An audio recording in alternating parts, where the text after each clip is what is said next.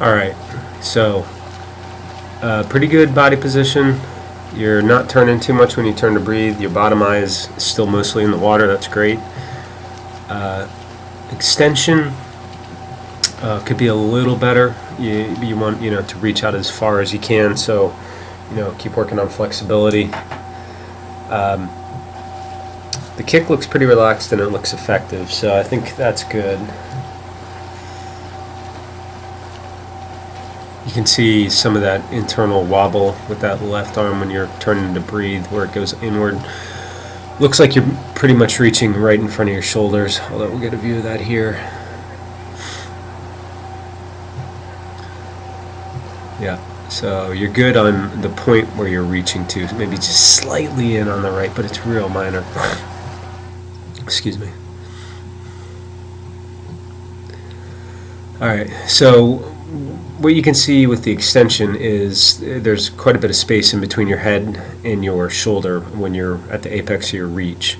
The ideal situation would be that you close that gap where your shoulder is rubbing your ear or rubbing your chin.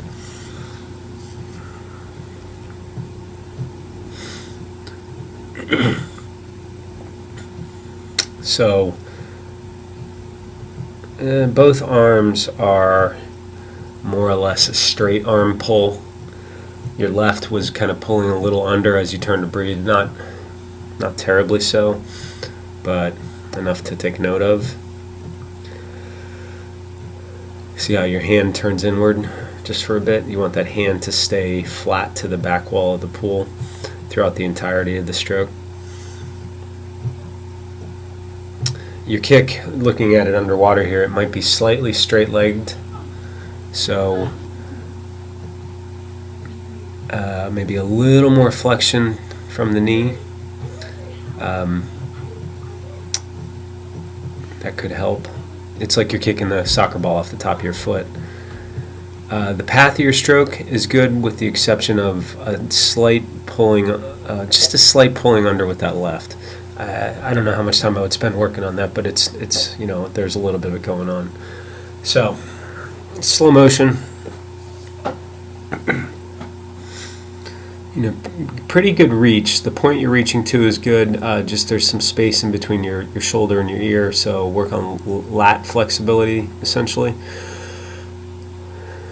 And then we're looking at the angle of your upper arm and forearm, and at the moment they're just pretty much a straight line. Your hand is pitched, vertical more so than the forearm, although here they're all in the same line just about. So that's 95% straight arm. So it's the second best way to pull. It's just getting to the vertical forearm is a little bit stronger. Working on the internal shoulder rotation, shoulder shrug at the beginning after you've extended, and you have a good finish to the stroke as well. So your left arm, also, a good extension, just potentially could be a little better if you're able to shut the gap between your ear and your shoulder.